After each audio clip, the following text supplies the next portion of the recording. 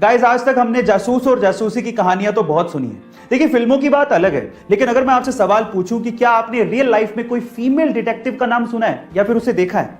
चलिए, आज इस वीडियो में मैं आप लोगों को इंडिया की पहली फीमेल डिटेक्टिव के बारे में बताता हूं। उनका नाम है रजनी पंडित। मुंबई की रहने वाली ये फीमेल डिटेक्टिव अभी तक 80,000 से ज्यादा केसेस को सोल्व कर चुकी हैं। उन्हें बचपन से ही स्पाई नोवेल पढ़ने का बड़ा शौक था, इसलिए वो डिटेक्टिव बनना चाहती थी। लेकिन हर बार उन्हें यह कहा जाता था कि यह जॉब महिलाओं के लिए नहीं है। लेकिन उनकी मां का उन्हें बहुत सपोर्ट था, इसी वजह से उन्होंने केसेस लेना शुरू किया, उन्हें सोल्व करना शुरू किया और देखते ही देखते 1991 में उन्होंने अपना डिटेक्टिव ऑफिस मुंबई में खोल लिया। गाइस, उन्हें इंडिया फर्स्ट लेडी डिटेक्टिव का भी खिताब मिल चुका है। आपको रजनी पंडित के बारे में जान के कैसा? यह बात है 15 मार्च सन 1959 की, जब मुंबई की एक छत पे 7 घरेलू महिलाएं इकट्ठी हुई। मकसद था महिलाओं को, स्पेशली घरेलू महिलाओं को जो कि ज्यादा पढ़ी लिखी नहीं है, उन्हें सक्षम बनाना और उन्हें कमाई का एक जरिया देना।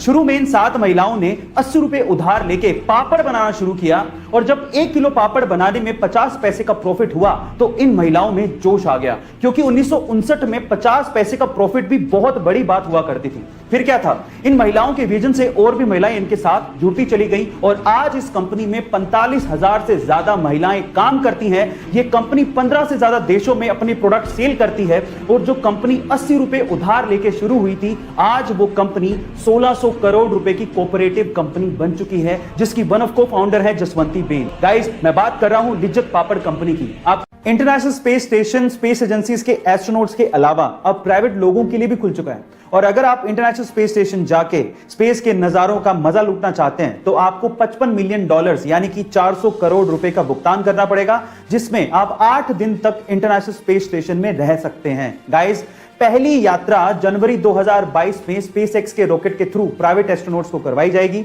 जिसमें 3 लोग कनाडा के मार्क पेथी, अमेरिका के लैरी कॉर्नर और इजराइल के ईथन स्टेबे नासा के फॉर्मर एस्ट्रोनॉट माइकल लोपेज की अगुवाई में जाने वाले हैं। और ये तीनों वेल्दी एंटरप्रेन्योर एंड इन्वेस्टर हैं। गाइस, क्या आप भी स्पेस स्टेशन जाके स्पेस का नजारा? गाइस, ये तो आपको पता ही है कि प्लेन्स बहुत ज्यादा भारी होते हैं।